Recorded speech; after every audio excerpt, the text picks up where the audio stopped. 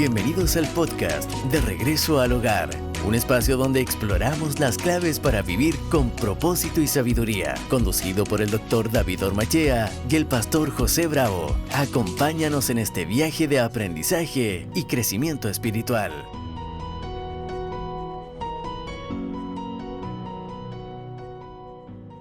Saludos cordiales, queridos amigos, para todos ustedes en cualquier lugar en que se encuentran. Saludos para los izquierdistas, derechistas, saludos para los políticos, para los no políticos, saludos para los cristianos que se creen comunistas, los comunistas que se creen cristianos, saludos para los demócratas, los de derecha, los de la izquierda. Bienvenidos a este programa que le endereza la vida. Bienvenido, querido pastor. Acá, desde el lado izquierdo, pero solo de la pantalla. Desde el lado izquierdo, solo de la pantalla. Además, todo desde que comenzamos a grabar estos podcasts me dicen, por favor, pastor, no se carga a la izquierda, no se carga a la izquierda. Nunca, querido, les digo, nunca. Tranquilos. A la derecha, pastor, a la derecha. De eso vamos a hablar hoy día, pastor. Correctamente. Sí, nuestro podcast. Además, en Chile y en varios países de Centroamérica es año de elecciones, donde se necesita la voz de un hombre de Dios que aconseje a la iglesia de manera correcta. Porque aunque muchos piensen que lo haga incorrectamente. y algunos no solo piensan eso, algunos piensan que usted no debiera hablar de política. Así es. Y es uno de los... mientras promocionábamos la conferencia que tuvimos acá en nuestra iglesia, la conferencia decía explícitamente que el pastor iba a hablar de la depresión y abajo escribían, seguro va a hablar de política, seguro va a hablar de esto, seguro va a hablar de esto otro, seguro va a hablar... Entonces yo respondía, ¿qué parte de la ficha no leíste? ¿Qué parte de la publicidad no leíste? Mañana vamos a hablar de depresión. No, si él no quiere hablar de depresión, él quiere hablar de política. Y él no debe hablar de política. ¿De dónde nace usted, pastor, cree la idea de parte de un sector de la iglesia que la iglesia no debe hablar asuntos de política? Ya, yo creo en mi análisis que nace de un sistema de pensamiento dentro de la misma iglesia que no quería hablar de los temas importantes de la vida por el grado de ignorancia que tenían sus líderes. Porque es muy sencillo. Si tú quieres aprender sobre todo aspecto de la vida de un individuo, de un cristiano, tienes que ir a la Reforma. Así es. Entonces, cuando tú estudias la Reforma, hablaron de todo. Hablaron de la vida sexual, la vida familiar, la vida cívica, la vida política. Todo fue establecido. ¿Por qué? Porque se tienen que establecer los fundamentos cristianos para que las personas actúen bíblicamente. Pero luego, todo este movimiento más centrado en que la letra mata y el espíritu vivifica, ¿cierto? Que es un versículo mal utilizado. Ya, no, el versículo no significa no se eduquen, solo vivan como evangélicos. Claro. El versículo significa que si yo mantengo mi enfoque en las cosas sin el Espíritu de Dios, no soy guiado por el Espíritu. Pero todo lo que yo haga al estudiar la palabra del Señor, tengo que estudiarla porque la guía del Espíritu Santo me la entrega. Pero no es que yo no pueda educarme. De allí nacen un montón de ideas equivocadas. Entre ellas que el pastor no debía hablar del divorcio, no debía hablar del sexo, no debía hablar del abuso infantil, del maltrato a la mujer, porque todos esos temas eran tabú dentro de la iglesia. Por lo tanto, cuando nació este sistema de más contemplación o espiritualización, se ignoraron los temas prácticos de la vida. Entonces hay un contraste tremendo entre la Reforma y luego lo que ha ocurrido después. Entonces, de allí nace la idea de que el pastor no debe hablar de política también.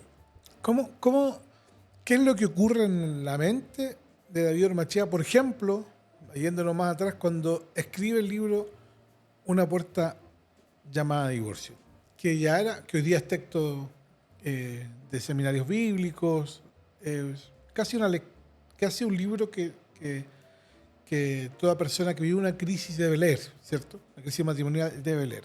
Ya. Pero en ese tiempo, pastor, que era un tabú en la iglesia, ¿de dónde nace o cómo se crea la necesidad de que David Ormachea escriba ese libro que sabe que le va a traer detractores fuertes? Primariamente... Déjeme completar la pregunta. Uh-huh. Y además, no solo va a traer detractores, sino que creo que debe haber también un grado de valentía y de audacia para hacerlo. ¿Ya? Porque no creo que cualquiera lo pueda hacer. Yo a veces hablo con amigos y me hacen preguntas de usted y me dicen, el pastor un día dijo esto, y digo, bueno, eso solo lo puede decir David Ormachea. ¿Cómo nace la audacia? ¿Cómo nace el interés por hablar de lo que nadie quiere hablar? Yo nunca lo pensé, nunca dije, a ver, yo voy a ser valiente, nunca pasó por mi mente eso. En forma natural, yo fui tratando de buscar respuestas a mi propia vida. Cuando en mi adolescencia empecé a sentir los cambios en mi vida sexual y me di cuenta de que tenía ahora una necesidad sexual, yo busqué respuesta en la palabra. Y no tenía las herramientas para poder hacerlo. Entonces, pero siempre mi inquietud era buscar una respuesta a lo que a mí me ocurría. Cuando me di cuenta que lo que hacían mis hermanos, somos 11 hermanos, hijos de pastor, y lo que hacían ellos al tener novias dentro de la iglesia, a veces a escondidas de mi padre, y cuando lo descubrían, traían un escándalo a la iglesia, atacaban a mi papá, que los hijos del pastor son así. Entonces yo dije, bueno, ¿cómo lo hago yo para poder no traer un problema y seguir un proceso natural de mi vida? Y tener novia. Indudable. Sin que haya un problema. Ya, entonces yo no tenía la respuesta, entonces preferí no tener novias, porque no quería meterme en líos. Luego, cuando me casé y empecé a tener tantas diferencias con mi esposa, me di cuenta que, bueno, yo tengo que aprender esto. Así que en forma natural, más que nada por algo que, yo digo por la gracia de Dios, mi inclinación a buscar respuestas bíblicas a mis situaciones me llevó a eso. Es un poco también la historia de mi vida, porque comencé yo a buscar respuestas para mí. Y eso me ha llevado a ayudar a muchas personas en consejerías y todo, pero claro, uno está buscando las respuestas que uno necesita, que no encontró naturalmente, que debiera encontrarlas naturalmente en la iglesia, pero que no las encuentra. Entonces uno empieza a buscar, empieza en el camino de la búsqueda.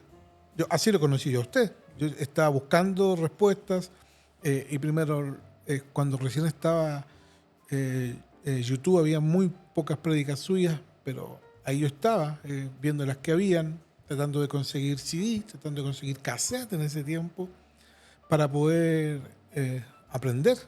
Y eso naturalmente me llevó el día de hoy a transformarme en consejero, a ayudar a personas, a ayudar a matrimonios a que puedan enfrentar las crisis que naturalmente le ocurren a cristianos y no cristianos, pero que si estamos preparados para la crisis, por supuesto la crisis no nos va a destruir, no nos va a arruinar. ¿Ese fue el camino, pastor?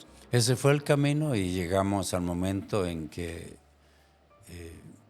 creí que era esencial hablar del tema de la política también, porque empezaron las preguntas, ¿y qué piensa usted? ¿Qué debemos hacer? Entonces yo tomé la determinación de investigar primero profundamente el tema de la participación del cristiano en la vida política. Pastor, vamos a meternos en el tema, pero ¿le afecta a usted cuando están ahí en redes sociales o cuando en alguna de las conferencias alguien se acerca y le ha gritado un par de cosas? ¿Le afecta? Yo lo veo ahí, estoy con usted. ¿Ya? Y me gano al lado suyo para en mi corazón lo estoy cuidando. ¿Ya? No me afecta absolutamente en nada. Aquí hay algo que es muy importante. Cada vez que un siervo de Dios quiere hablar de una temática, debe prepararse profundamente, debe analizar la temática por todos lados para tener una respuesta e imaginarse las preguntas y ataques que va a recibir por la declaración que va a hacer. Ya, esta pregunta es al hueso. ¿Entiende lo que es el hueso, no? En Sí, Chile, claro. es un hueso. Usted es de derecha, Claro, indudablemente. abiertamente. Abiertamente. Digamos, ok, espiritualmente yo soy un hijo de Dios. Amén. Yo pertenezco a la familia de Dios. En mi vida espiritual no soy ni de derecha ni de izquierda. En mi vida política hay dos sistemas en el mundo, no hay más. Ya. Izquierda o derecha. No hay centro. Sí hay, Ya. digamos, pero Los extremos. lo principal es izquierda y derecha. Luego hay extrema izquierda, extrema derecha, centro izquierda, centro derecha. Ya, pero el sistema de pensamiento predominante son dos, izquierda y derecha. Entonces, todo lo que se inclina hacia el progresismo, todo lo que se inclina al marxismo, al humanismo, al secularismo, al progresismo, es de izquierda. Y todo lo que se inclina a lo conservador, no estoy diciendo que en izquierda y derecha hay solo personas buenas en la derecha y personas malas en la izquierda. Hay personas buenas y malas en todo sistema de pensamiento. Dentro de la iglesia hay personas buenas y malas. Entonces, se divide el mundo entre derecha e izquierda. Pero tú nunca o casi nunca yo he visto que jóvenes de derecha salgan a destruir supermercados, salgan a robar para establecer su posición política. No ocurre eso. Entonces, en los sistemas, en el sistema de izquierda, hay la tendencia a reunir a todos estos grupos políticos, sociales, y en los de derecha hay todos los grupos católicos. Aquí están los que tienen religión. No importa si la practiquen o no, no Claro. estoy diciendo si es correcto o no. Pero aquí están generalmente los que practican una religión. Porque la mayoría de esto, o la filosofía de pensamiento de este lado, no cree en Dios, no cree en pecado, no cree en la maldad, cree que el hombre es bueno, cree que el hombre nace bueno. En este lado, ¿cierto? En el lado de la derecha, hay religiosos, buenos y malos. Y aquí se piensa que existe un Dios, que existe una moral, que existe una moralidad absoluta, sea que la practiquen o no. Pero aquí está, ¿cierto?, dividido el mundo. Entonces yo tengo que decir que políticamente yo me inclino al lado conservador, al lado de aquellos que creemos que el gobierno no debe dominar ni ser muy grande y que el papá de la gente no es el gobierno, por lo tanto no dependemos del gobierno. Aquí en este lado creemos eso y en este otro lado creen que el gobierno tiene que ser lo más grande posible. Mientras más grande es, mejores servicios presta. Entonces, el gobierno no es solamente los que están en la casa presidencial, son los diputados, los senadores, y el gobierno es también cuando una empresa es estatal. La empresa del cobre en Chile. La empresa, si el gobierno quiere ferrocarriles del Estado, buses del Estado, todo del Estado, entonces es más grande el gobierno. Ronald Reagan dijo, mientras más grande es el Estado, más corrupción existe. Wow. Porque aquí un empresario, ¿cierto? ¿Qué empresario se roba a sí mismo? Nadie. El empleado puede robarle al empresario, pero el empresario no se roba. Aquí, como el empresario es el gobierno y ninguno de los empleados de gobierno tiene pertenencia con el gobierno, no le interesa si gana o se pierda, lo que interesa es ganar él. Entonces, en este lado del espectro político, el que está a este lado no está esperando nada, sino que él aprovecharse del gobierno. Cuando estuve en Cuba, entré a restaurantes que no había nada, pues. Entonces preguntaba qué plato tiene. Hoy tenemos pollo, tal vez la próxima semana vamos a tener X. Bueno, entonces yo le pregunté, ¿de qué viven ustedes? Decían, no, $20 que nos pagan el gobierno, $20 mensuales. Y le digo, ¿cómo pueden vivir con $20 mensuales? No me dice. Le digo, entonces ustedes roban. No, nosotros no robamos. Aquí no existe eso. Aquí hay desvío de recursos. ¿Cuál es el desvío de recursos? Que si esa semana le llegaban 2 quintales de papa para el restaurante, 1 quintal o medio quintal se repartían entre los empleados. La próxima semana llegaban, ¿qué? 10 pollos, un pollo lo partían para los empleados. No era robo, era desvío de recursos. Entonces, este lado quiere un gobierno grande, aquí queremos un gobierno pequeño. Este lado quiere que las personas sean lo que quieran ser. No hay moral, no se cree en Dios. Un homosexual no puede decir que un bisexual no debe existir. ¿Por qué? ¿Qué autoridad tiene? Llegamos al momento en que ni siquiera pueden ir contra la pedofilia, porque ¿qué autoridad tiene un homosexual de decirle a un pedófilo que no puede ser pedófilo cuando no existe moral? Cada persona elige su moralidad. Claro. En este lado creemos en Dios, creemos en una moral, entonces sí tenemos autoridad para decir hay una moral más alta, sea que la practiquen o no. Para mí el más grande error de la gente cuando yo hablo de política es creer que yo estoy hablando de las personas. Yo no hablo de las personas. Claro, hacerlo personal. Sí, yo hablo del sistema político. Es un poco la pregunta, pastor. La leo para que Okay. respondamos esa pregunta. En un escenario de elecciones presidenciales, como estamos en Chile ahora, con candidatos que defienden posturas diametralmente opuestas a la moral cristiana, ¿cómo guía el consejero a las familias cristianas? ¿Cómo invita a votar con conciencia bíblica, incluso si eso implica votar por el menor de dos males o no votar por ninguno? Pues uno de los ataques que nos hacen y que me hacen a mí es que el Evangelio hablo de la cintura para abajo. Eso es los que me atacan aquí en Chile. Sí. Usted habla de la cintura para abajo, pastor. Entonces, ¿qué están diciendo? Que solamente ataco los asuntos que tienen que ver con sexualidad. No es verdad. Lo que pasa es que estoy convencido que en asuntos económicos un cristiano nunca debe depender del gobierno. Yo he vivido bajo distintos sistemas de pensamientos y políticos y nunca he progresado debido a un sistema político de gobierno. He progresado por mi trabajo personal independientemente de los políticos que gobiernen. Por lo tanto, cuando yo digo en la parte económica, el cristiano no debe estar pensando, a ver, ¿quién me ayuda más económicamente? ¿Quién me va a dar más trabajo? ¿Quién me va a dar más recursos? ¿Quién me va a dar mejor jubilación? Ese no es mi problema. Porque ahí es donde yo tengo que demostrar mi seguridad de que la parte económica depende de mi persona en cualquier sistema político. Mi responsabilidad personal, mi trabajo, mi honradez, mi integridad, mi ahorro, mi inversión correcta, depende de mí. Luego, lo más importante sí son los asuntos morales. Entonces, cuando termino con la categoría económica en que yo voy a ser responsable de mi economía y no el gobierno, entro a la parte moral de otros aspectos, como la sexualidad, como la familia, como el matrimonio. El marxismo tiene la meta de destruir la familia tal como es conocida en la Biblia. Porque la familia bíblica es un problema para la revolución del marxista.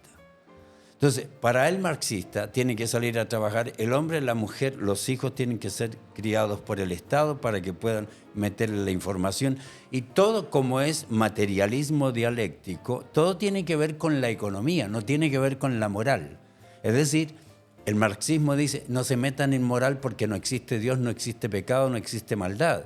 Por lo tanto, solo el enfoque económico. Queremos que sea justicia. Le quitamos al rico para darle al pobre, queremos justicia social. Este lado dice, no señores, cada persona es libre de trabajar, de progresar. Y la Biblia dice que Dios nos ha dado todas las cosas que tenemos en abundancia para que las disfrutemos. Amén. Así que tenemos todo el derecho de progresar. Entonces, cuando hablamos de elegir a un gobernante, la parte económica es lo menos que tenemos que pensar. Entonces, los que son izquierdistas y que están dentro de la iglesia están pensando, no, queremos justicia social, queremos que el gobierno tenga justicia social. No existe la justicia social, solo existe la justicia divina. La justicia social dice que hay que quitarle al rico para darle al pobre, que todos tenemos que ser iguales. La justicia divina dice, señores, hay personas que trabajan con responsabilidad, viven con integridad, no tienen dependencia, son fieles en su familia, son fieles en su trabajo, mantienen altos principios morales y esos tienen el derecho a progresar. Y los vagos, los que no quieren trabajar, nota lo que dice. Si llega una persona a sus congregaciones y no quiere trabajar, ¿qué dice? Ni aún comáis con él. Si tienen pobres en la iglesia, si hay viudas en la iglesia, no dice hagan justicia social, quiten las viudas que tienen más y denle a las viudas que tienen menos. Quiten a las personas, a los ricos de la iglesia para darle a las viudas. No dice eso. Dice, señores, hay un sistema para tratar con la pobreza, con las necesidades de la gente. Si hay viudas en su congregación, van a ayudar, la iglesia va a ayudar a las mayores de 65 años. Va a ayudar a las viudas que no tienen hijos que puedan sustentarla. Porque Claro. no le quita la responsabilidad a la los familia. hijos, claro.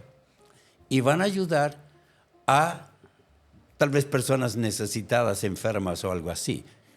Pero a las jóvenes no les ayuden. Y tampoco, nota hasta dónde llega, a las que crean problemas en la iglesia, no les ayuden. Entonces, no existe justicia social, existe la justicia divina. Y la justicia divina dice, el que hace lo correcto, le va a ir bien. La gente no logra entender, pastor, el análisis que usted hace cuando abiertamente dice, yo apoyo a este candidato. Porque en la elección pasada, de hecho recuerdo muy bien que un pastor escribió un artículo completo, no sé si usted lo recuerda, y dice, eso pasa porque no saben lo que hablan. Entonces yo le respondo y digo, ¿de verdad usted cree que el pastor David Ormachea no sabe lo que habla? Y él dice, yo creo que él no sabe lo que habla porque habló esto y esto y esto. ¿Y por qué vive en Estados Unidos? Claro. Y luego yo le pongo @David Ormachea. Y usted le responde. Usted le responde al pastor. Entonces el pastor luego de la explicación, ya porque además era valiente por las redes sociales, ya cuando está usted ahí, él guarda silencio, dice, no, gracias por responderme, por aclararme, pastor, la duda que yo tenía, cuando en realidad nunca él presentó una duda. No, un ataque. Él presentó un ataque. Él nos dijo, ¿sabrá el pastor David Ormachea esto? ¿Tendrá? No, lo que él hizo fue directamente atacar. Ya. Atacar. ¿Cuál? Porque usted abiertamente dice, este es el candidato. En Estados Unidos usted dice Trump, dijo Trump, ¿cierto? Así es. Ya. En Chile, la elección pasada, José Antonio Kast, ¿cierto? Abiertamente, sin ningún problema. No le da a la gente espacio de, mire, yo veo en este candidato esto y en este veo esto otro, y que usted con la idea, con las dos posturas que yo le doy, decida usted. Usted dice, este es el candidato por el que un cristiano debe votar. Primero, ¿cómo hace ese análisis el pastor David Ormachea? Ya. Primero, bíblicamente, no hay nada que me impida dar nombres comparativamente sobre personas que se acercan más o menos a nuestros principios. Bíblicamente no tengo ningún impedimento de hacerlo. No, y por otro lado, pastor, hace poco yo estuve en una reunión de pastores donde estaban hablando de política y le dije, bueno, cuando el pastor David habló acerca de política, ustedes no dijeron nada y me preguntaron cuánto le pagaban al pastor por hablar del tema. Entonces, el pastor nunca le han pagado por eso. Nunca. Es de verdad la intención del corazón del pastor David Ormachea, que yo lo conozco muy de cerca, es ayudar a la gente a que elija un gobernante que se acerque más a los principios cristianos. Indudablemente. Por ejemplo, si viene un hermano venezolano que está ilegalmente aquí en el país y me dice, pastor, tengo a este abogado que se llama Soy la Tranza. Muy bien. Y tengo este otro abogado que se llama José Correcto. Este me ofrece esto y este me ofrece otro. Y me dice, pastor, ¿a qué abogado busco? Yo sería un malvado si le digo que busque al tranza, yo tengo la obligación como pastor de decirle, busque a José correcto. Esa es mi responsabilidad como pastor, porque tengo la obligación de enseñar a la gente eso. Entonces, cuando se trata de un presidente, yo tengo la obligación de decir, como dije, no vote por Guillier. ¿Por qué? Es antidios, antiética bíblica, antimoral bíblica, es comunista, es ateo, no quiere nada con la iglesia, está atacando al bus de la libertad y no quiere nada. Vote por José Antonio Kast. ¿Por qué? Porque es un hombre que vive sus principios, que tenemos los principios morales, no la doctrina. No estamos eligiendo pastor. Amén. Estamos eligiendo un presidente. Sí. Y él no tiene la doctrina igual a nosotros, pero tiene la moral igual a nosotros. Y por lo tanto, como su moral es más cerca, él va a hacer menos daño al país, si llegara a hacer daño, que lo que va a hacer daño el otro, que es totalmente contrario a nuestra fe y que sus principios han traído destrucción en todos los países que han gobernado. Así que yo, ¿cómo puedo decirle, señores, voten por esto? Porque esa política que este hombre tiene le hizo bien a Cuba, le hizo bien a Corea del Norte, tiene un tremendo progreso en lo que era la Unión Soviética y hoy tiene a Venezuela en el más alto nivel de riqueza. No puedo decirle eso. Esta política de este individuo ha hecho daño en todo el mundo. Han asesinado a 130 millones de personas por persecución política, así que no vote por ese sistema de pensamiento y además este hombre tiene ese sistema de pensamiento. Vote por este otro que no es cristiano, que no asiste a la iglesia, pero que tiene la moral más cercana a la nuestra. Ya que este año es año de elecciones, ¿ya está estudiando a los candidatos? José Antonio Kast, vote por sí. José Antonio Kast directamente. Ya lo Kast, estudió ya. Kast. ¿Vota 2? Fight. Trump. Sí. Trump. Ya está definido Sí, eso. totalmente Todo su definido. apoyo Apoyaré de la mejor manera a un hombre que he llegado a conocer y que conozco a su esposita y sé que su manera de vivir es acorde con los principios que tiene y creo que es un hombre de integridad y espero que tenga fortaleza y que ojalá tenga más fortaleza que la que está mostrando ahora. Para todos los que nos escuchan, además quiero comentarles que cada vez que el pastor David apoya a algún candidato, ya sea diputado, concejal, se investiga. Oh, sí. No apoya porque le dicen que es evangélico. Se investiga a la persona, si busca datos, si levanta datos para poder apoyar con certeza. Así que gracias por eso, pastor. Gracias por este podcast. Nos despedimos. Se nos fue el tiempo rápidamente. Este año es de elecciones y nos preparamos para votar correctamente, considerando como manual la palabra del Señor. Ha sido todo por hoy. Un abrazo grande. Comparta el podcast con todos sus amigos.